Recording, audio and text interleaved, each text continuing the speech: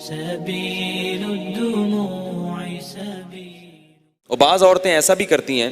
میرے سامنے کیس آیا 10 سال پہلے, میاں بیوی کا جھگڑا تھا. بیوی نے پتہ کیا کیا, ایک فتویٰ لیا ایک بڑے مدرسے سے. 10 سال پرانی بات بتا رہا ہوں, 10 یا 12 سال ہو گئے ہوں گے. عورت نے اب دیکھو بالکل وہی زلیخا والی کہانی. فتویٰ یہ لیا عورت نے کہ میرے شوہر نے میری بیٹی کے ساتھ معاذ اللہ برائی کی ہے. اب دیکھو ہوشیار کتنی تھی. اگر یوں تہمت لگاتی نا کہ لوگوں کو میرے شوہر نے اپنی سوتیلی بیٹی کے ساتھ برائی کی ہے, تو لوگ مانتے نہیں مانتے. بہت سے کہتے غلط کہہ رہی ہے, بہت سے کہتے صحیح کہہ رہی.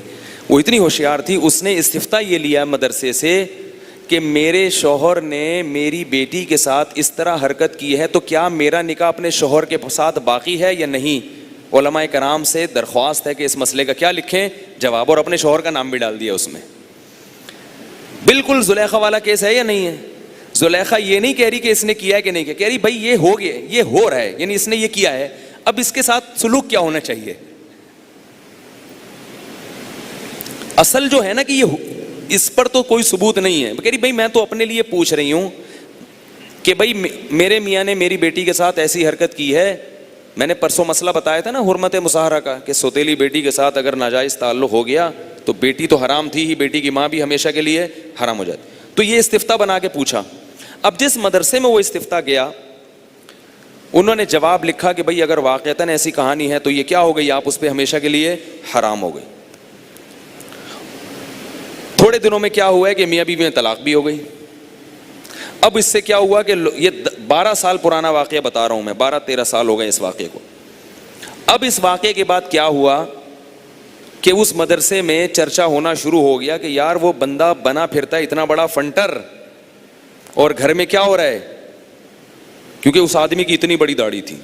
عام لوگوں کی جتنی داڑھی ہوتی ہے نا اس سے زیادہ, ناف کے قریب قریب داڑھی پہنچ رہی تھی اس کی. اب یہ مسئلہ ہو گیا اس کا مشہور.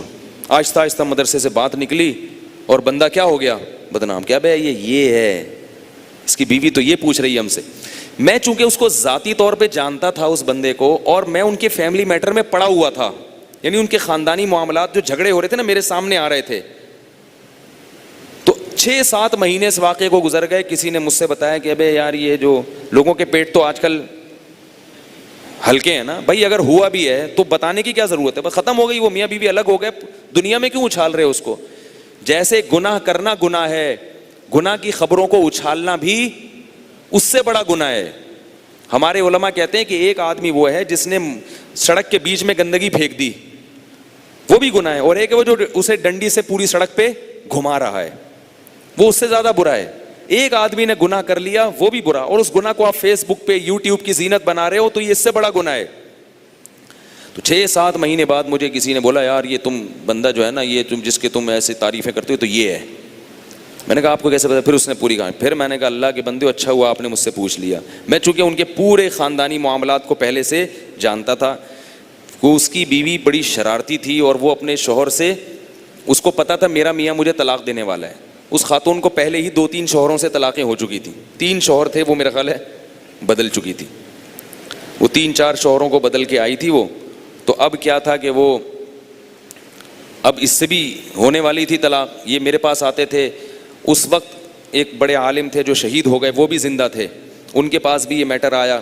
ان سب نے یہی فیصلہ کیا تھا کہ بھائی آپ اس عورت کو طلاق دے دو. اب اس نے بدنامی سے بچنے کے لیے کہ مجھے طلاق تو ہونے ہی والی ہے, ایک استفتاء بنایا, ٹھیک ہے نا, اور استفتاء بنا کے کیا کیا, ایسی چالاکی سے کیا کر دیا, وہ پورا بدنام ہو گیا. تو ہمارے ہاں کسی کو بدنام کرنے کے لیے کسی گواہ کی ضرورت نہیں سمجھی جاتی. میں یہ نہیں کہہ رہا کہ جتنی عورتیں اس طرح الزام لگاتی ہیں غلط ہوتا, بعض دفعہ صحیح بھی ہوتا ہے, لیکن ہمیں اس بحث میں پڑھنے کی ضرورت نہیں ہے کہ یہ صحیح ہے یا غلط ہے. ہمیں کیا ہے بھائی, فتویٰ لے لیا, اگر آپ کو اطمینان ہے کہ ایسا ہوا ہے, علیحدگی ختم. اب اس پہ مزید تبصرے کرنا اور یہ کرنا, یہ گناہ کو گناہ کرنا ایک الگ چیز ہے, اس کو پھیلانا اس سے زیادہ برا ہے. اور اتنی جلدی کسی پر یقین نہ کر لیا کریں.